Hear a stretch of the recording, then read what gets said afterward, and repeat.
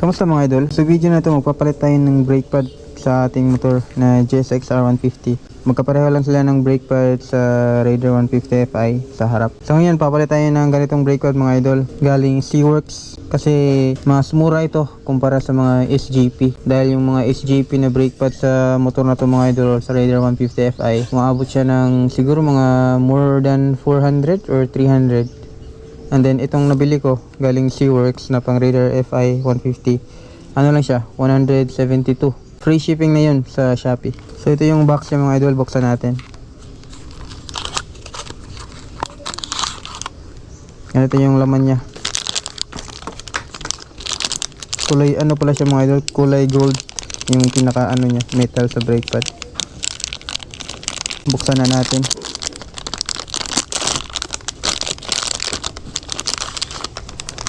So ito na siya. Ito yung itsura ng Seaworks brake pad mga idol. Ito yung sa likod. Ito naman yung ano niya, pinaka pad. So una natin gawin mga idol ay kuha lang tayo ng socket wrench na 12mm. Ito yung gagamitin natin pang baklas dito sa brake caliper. Tanggalin natin itong dalawang bolt na ito mga idol na nakahawak sa bracket ng brake caliper. So ito na yung brake caliper mga idol. Dito yung pinaka brake pad nya. So para matanggal ito, meron siyang dalawang parang pin lock. Tanggalin mo muna ito para mabunot mo itong nasa gitna ng mga idol. Yan. Mga siyang metal na ano, pin. Tara.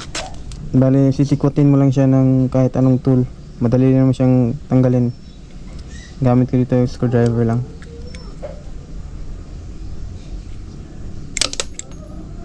Pumitik.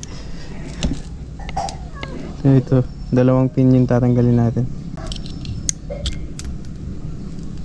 So dahil natanggal natin dalawang pin mga idol, ito naman yung iwan ko anong tawag nito. So ito siya. Ito yung nakaabang dito sa brake pad.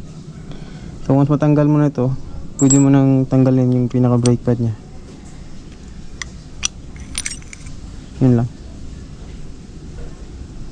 So kakalinis ko lang nito nung ilang araw kasi medyo madumi na siya. Ngayon hindi na siya ganoon kadumi. Ano na lang, mga talsik-talsik na lang sa putik. Then meron pa siyang ganitong isa mga idol na dapat nakalagay siya dito pagbalik ng brake pad natin na bago. Ang bago pala mga idol, kung di pa kayo nakapagpalinis ng yung brake pad, mas mabuti na lagyan niyo ito ng yung grasa dito sa loob.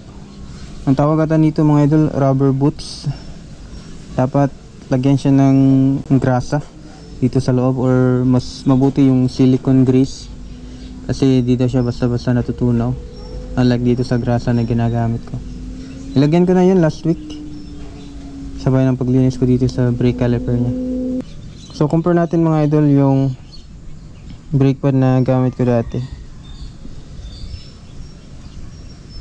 May kanipisan na talaga siya kumpara sa bago. Yun nga, manipis na nga siya. So kailangan na nating palitan siya mga idol. And then sa pag-install, hindi naman siya ganun kahirap. Pwede nang ikaw na lang mag-i-install niyan. Hindi naman siya ganun kahirap mag-install mga idol. So hindi ko na siya lilinisan kasi nga nalinisan ko na ito last week. Hindi naman siya ganun kadumi kumpara dati. So lagyan natin to ulit.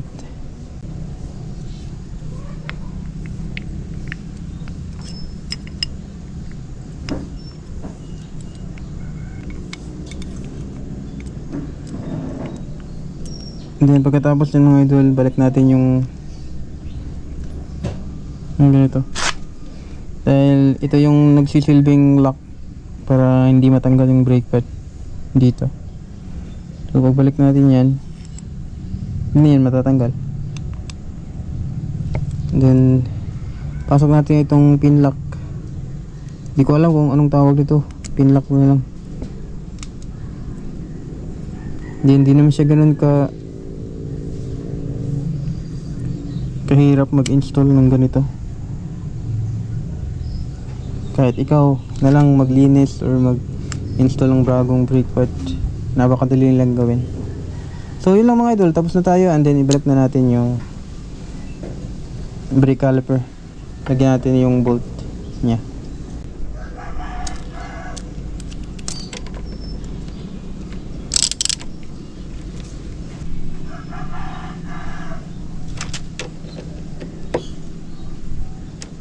So yun lang mga idol, saktong higpit lang.